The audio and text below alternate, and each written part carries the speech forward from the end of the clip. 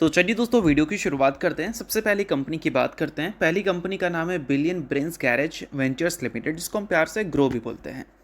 But इसको discuss करने से पहले दोस्तों, अगर आपने अभी तक चैनल को सब्सक्राइब नहीं किया है तो चैनल को सब्सक्राइब करके बेल आइकन को प्रेस कर लो और सेबी रजिस्टर्ड टेलीग्राम चैनल को भी ज्वाइन कर लो, जिसका लिंक आपको डिस्क्रिप्शन में देखने को मिल जाएगा। और एक डिस्क्लेमर भी है, जो भी न्यूज़ एंड अपडेट्स हम लोग कवर करेंगे वो सारी एजुकेशन पर्पज़ के लिए है, सीखने के लिए है। तो इसको किसी भी तरह का इन्वेस्टमेंट एडवाइस मत समझना, आप खुद से भी रिसर्च और एनालिसिस कर सकते हैं। तो चलिए दोस्तों वीडियो की शुरुआत करते हैं। सबसे पहले बात कर लेते हैं ग्रो से रिलेटेड कुछ इंपॉर्टेंट न्यूज़ एंड अपडेट्स के बारे में। सो दोस्तों, आज के दिन ग्रो का जो परफॉर्मेंस था वो काफ़ी ज़्यादा कमाल का हमें देखने को मिला था। काफ़ी अच्छी तेज़ी ग्रो ने रिपोर्ट किया था। एक टाइम पे तेज़ी का नंबर करीब आपको 10% तक देखने को मिल रही थी, फिर कुछ प्रॉफिट बुकिंग के बाद 5 से 6% तक की भी तेज़ी हमें देखने को मिली थी। बट अल्टीमेटली तेज़ी का नंबर देखोगे 5 से 6% हो या 10%, दोनों को हम कमाल का ही बोल सकते हैं। अब ग्रो में इतनी बड़ी तेज़ी क्यों देखने को मिली थी? क्योंकि कल ग्रो ने अपने Q4 के नंबर्स को रिपोर्ट किया था।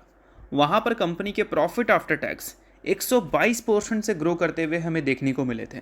और 122% से प्रॉफिट का ग्रो करना आउटस्टैंडिंग नंबर कंसीडर किया जाता है। और ग्रो के पूरे नंबर्स को हम लोग थोड़ा समझ लेते हैं। सबसे पहले इस कंपनी के रेवेन्यू एंड प्रॉफिट को अच्छी तरह से देख लेते हैं।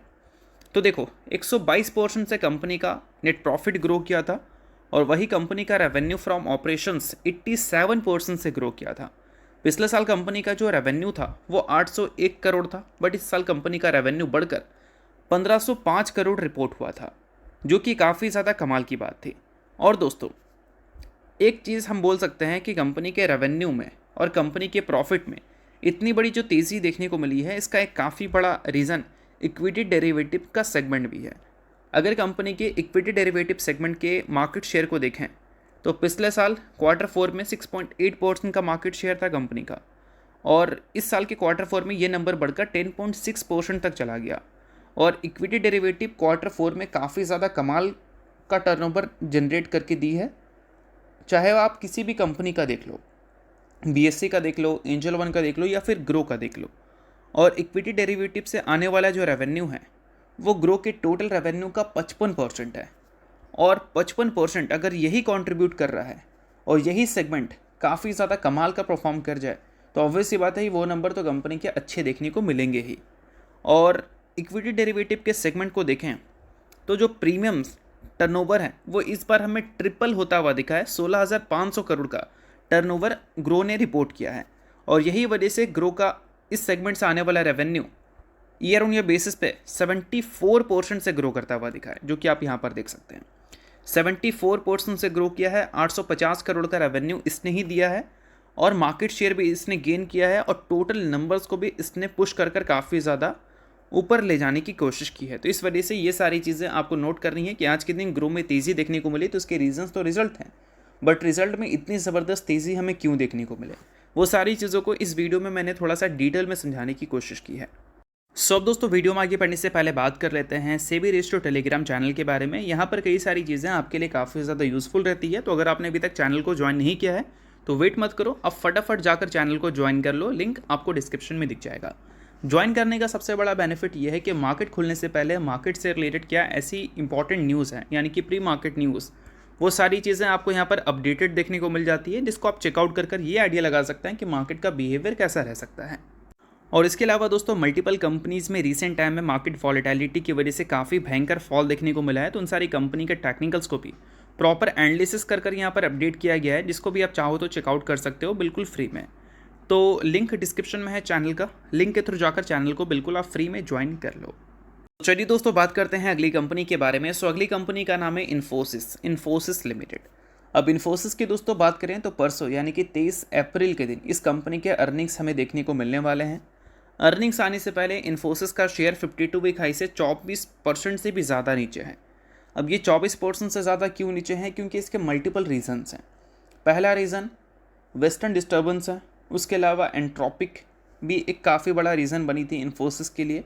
AI कंसर्न को लेकर मार्केट तो चिंता दिखा ही रही थी, और एंट्रोपिक की जो न्यू AI टूल है उससे हमारी जो टेक कंपनी है वो काफ़ी ज़्यादा घबराई हुई थी। इस वजह से भी इन्फोसिस और बाकी की टेक कंपनी में काफ़ी ह्यूज सेलिंग प्रेशर हमें देखने को मिला था। और ये 24% गिरने के लिए कंपनी को एक लंबा टाइम फ्रेम लेना नहीं पड़ा है। कुछ ही ट्रेडिंग सेशन में कंपनी में ऐसी गिरावट हमें देखने को मिल गई है।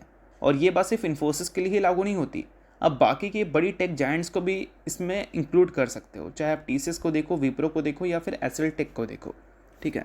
अब इन्फोसिस 24% से ज़्यादा जो गिरावट दिखाई है ये वो पीरियड में दिखाई है जहाँ पर एफआईएस भी इंडियन स्टॉक मार्केट से दबाकर माल बेच रहे थे। और एफआईएस के स्टेक्स इस कंपनी के Q4 में अगर देखोगे तो गिरकर 28.45% हो चुके हैं, और वही एफआईएस के स्टेक Q3 में 30.27% पे थे। यानी कि Q4 में एफआईएस ने इस कंपनी से अच्छे खासे स्टेक्स ट्रिम किए हैं। और डीआईएस के स्टेक्स हमेशा बढ़ते हैं जब एफआईएस के स्टेक्स कम होते हैं, ज़रूरी नहीं है, बट ज़्यादातर ऐसी चीज़ें हमें देखने को मिल जाती है बड़ी कंपनीज़ में। छोटी कंपनी में हो जाता है कि एफआईएस और डीआईएस दोनों साथ में ही बिकवाली करती हैं और पब्लिक के स्टेक्स ऊपर चले गए, बट यहाँ पर एफआईएस के तो गिरे हैं बट डीआईएस के ऊपर गए हैं। और पब्लिक के स्टेक्स की बात करें तो पब्लिक के स्टेक्स भी नीचे गई है, और प्रोमोटर के स्टेक्स की बात करें तो प्रोमोटर के स्टेक्स भी हमें नीचे जाती हुई दिखी है। यानी कि डीआईएस ने जितने भी स्टेक्स बिके हैं सभी के स्टेक्स डीआईएस ने खरीद लिए हैं। तो ये सारी चीज़ें मैं आपको इसलिए बता रहा हूँ क्योंकि ये सारी चीज़ें इंपॉर्टेंट हैं। बाकी अब हम बात कर लेते हैं कंपनी के ग्रोथ के बारे में कि इस बार का Q4 में ग्रोथ कैसा देखने को मिल सकता है। तो सेंट्रम ब्रोकिंग की तरफ से एक्सपेक्टेशंस रिपोर्ट की गई हैं कि कांस्टेंट करेंसी के टर्म में 0.2% से ग्रोथ हमें देखने को मिल सकती है इस बार Q1Q बेसिस पे। और कम ग्रोथ हमें इसलिए देखने को मिलेगा क्योंकि Q4 में काफ़ी कम वर्किंग डेज थे बाकी क्वार्टर्स के कंपैरिजन में, जो कि अक्सर हमें सुनने को मिल ही जाता है जब भी आईटी कंपनी अपनी Q4 के नंबर्स को रिपोर्ट करती है तो वहाँ पर वर्किंग डेज की बात ज़रूर सुनने को मिलती है। और Q3 की जब हम बात करते हैं तो वहाँ पर अक्सर हमें बोनसेस की बात ज़्यादा सुनने को मिल जाती है क्योंकि उस टाइम हमें क्रिसमस देखने को मिलता है, फेस्टिव सीजन्स देखने को मिलते हैं, न्यू ईयर की भी शुरुआत होती है, इस वजह से बोनसेस वगैरह कंपनी देती है जिस वजह से खर्चे ज़्यादा होते हैं। तो ये सारी चीज़ें तो अक्सर सुनने को मिलता है। बाकी अगर हम बात करें कंपनी के रेवेन्यू की एक्सपेक्टेशंस के बारे में तो बाजार उम्मीद कर रही है कि 14.2% से रेवेन्यू ग्रो कर सकता है, 46,738 करोड़ का रेवेन्यू रिपोर्ट कर सकती है। रेवेन्यू की एक्सपेक्टेशन ज़्यादा इसलिए भी है क्योंकि रुपीज़ डॉलर के अगेंस्ट Q4 में काफ़ी ज़्यादा वीक हुआ है, इस वजह से रेवेन्यू काफ़ी शानदार तरीके से ग्रो कर सकती है, बस कांस्टेंट करेंसी के टर्म में ग्रोथ स्लो रहेगी। और Q1Q बेसिस की बात करें तो 2.8% से यहाँ पर रेवेन्यू ग्रोथ हमें देखने को मिल सकता है, और वही कांस्टेंट करेंसी के टर्म में कितना था 0.2% से, ठीक है।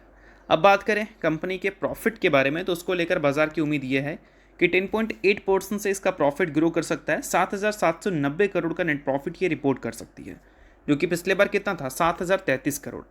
और 7,790 करोड़ का प्रॉफिट अगर ये रिपोर्ट कर दें तो पिछले क्वार्टर के मुकाबले तो प्रॉफिट ग्रोथ काफ़ी ज़्यादा कमाल की दिखेगी, और ईयर ऑन ईयर बेसिस पे भी प्रॉफिट ग्रोथ हमें अच्छी देखने को मिल सकती है। सो अब बात कर लेते हैं EBITDA के बारे में, बट उससे पहले अगर आपने अभी तक सेबी रजिस्टर्ड टेलीग्राम चैनल को ज्वाइन नहीं किया है तो उसको जाकर आप ज़रूर ज्वाइन कर लो। टेक्निकल्स मल्टीपल कंपनी के प्रॉपर एनालिसिस कर यहाँ पर देखने को मिलेंगे, और सेबी रजिस्टर्ड टेलीग्राम चैनल है तो उनके कॉल्स वगैरह भी देखेंगे, जिसको भी चाहो तो आप चेकआउट कर सकते हो। तो लिंक डिस्क्रिप्शन में है, लिंक के थ्रू जाकर चैनल को बिल्कुल फ्री में आप ज्वाइन कर लेना। अब दोस्तों बात कर लेते हैं EBITDA के बारे में। तो EBITDA मार्जिन को लेकर बाजार की उम्मीद ये है कि इस बार 44 बेसिस पॉइंट से EBITDA मार्जिन इंप्रूव होगा और 21.4% ये रिपोर्ट होगा, जो कि पिछले बार 21% रिपोर्ट हुआ था। और Q1Q बेसिस पे EBITDA मार्जिन 303 बेसिस पॉइंट से इंप्रूव कर सकता है क्योंकि रुपीज़ डिप्रिशिएट किया है इस वजह से। और इसको अगर कंपैरिजन करें पिछले साल से तो पिछले साल के मुकाबले इस बार EBITDA हमें कितना गिरता हुआ ही दिखेगा, बट पिछले क्वार्टर के मुकाबले EBITDA जो है वो हमें थोड़ा इंप्रूव रहता हुआ दिख सकता है, ऐसा बाजार उम्मीद कर रही है। बाकी देखते हैं कि बाजार के एक्सपेक्टेशंस के हिसाब से चीज़ें होती हैं या फिर बाजार एक्सपेक्टेशंस से भी ख़राब कंपनी के नंबर होते हैं या फिर एक्सपेक्टेशन से और बेहतर हो जाते हैं। तो ये सारी चीज़ों पर आपको ध्यान रखना है। बाकी बात करें अगली कंपनी के बारे में तो अगली कंपनी है LIC, life insurance corporation of India, जिसने रिसेंटली बोनस शेयर का अनाउंसमेंट किया है जो कि है 1:1 के रेशो में। इसमें कंपनी ने एक शेयर के बदले अपने इन्वेस्टर्स को एक इक्विटी शेयर देने का फैसला किया है। सो अगर आप इस कंपनी के इन्वेस्टर हैं तो बेशक इस न्यूज़ को आप नोट कर सकते हैं, इन्वेस्टर नहीं आप इग्नोर कर सकते हैं। न्यूज़ थी इस वजह से मैंने बता दिया, बाकी ये किसी भी तरह का रिकमेंडेशन नहीं है। तो होप करता हूँ ये वीडियो आपको अच्छा लगा होगा। लाइक कीजिए, सब्सक्राइब कीजिए, बहुत बहुत शुक्रिया।